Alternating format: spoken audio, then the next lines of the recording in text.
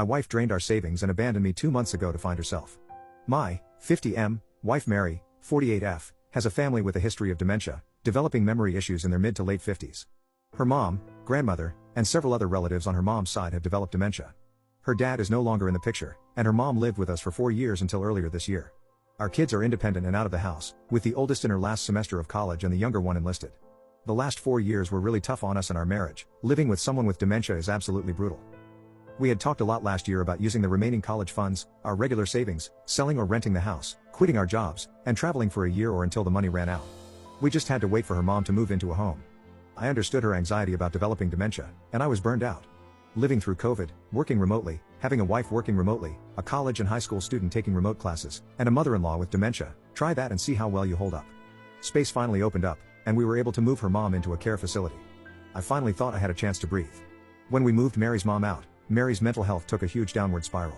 I went from caring for her mom to caring for her. She felt guilty about putting her mom in a home and had lots of anxiety about developing dementia. Our plan was to start our travels in the summer of 2024. 2 months ago, I got home, and she had left a note. Basically, she was going on our trip without me. She had quit her job, taken most of the savings, and wasn't sure when she'd be back, maybe a year, maybe sooner. She said she knew I'd understand. Her location is turned off, and my calls go directly to voicemail. All I could do was text the kids a picture of the note. We have our own checking accounts for direct deposits of our paychecks, but we'd transfer most into a joint account to pay the household bills and savings. We both had access to the main savings account, and she had drained it. I waited a month to see if she'd come back, hopefully before she spent our savings. After receiving only one text in the first month, I went to a lawyer. She basically said there was very little to do right now, other than change the beneficiaries of my retirement accounts and life insurance.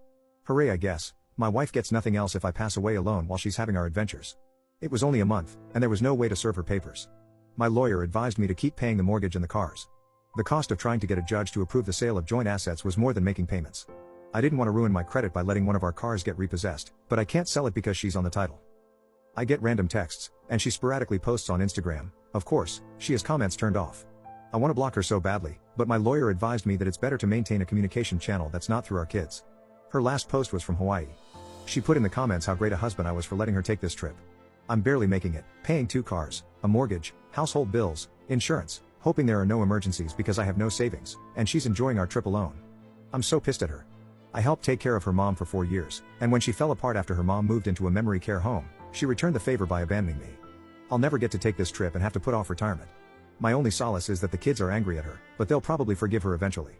I'm no fool, I know she's hooking up with guys. She looks good and she'll have zero problems getting men. I texted her and asked if she was sleeping around, and it took her an entire week to respond that she wasn't.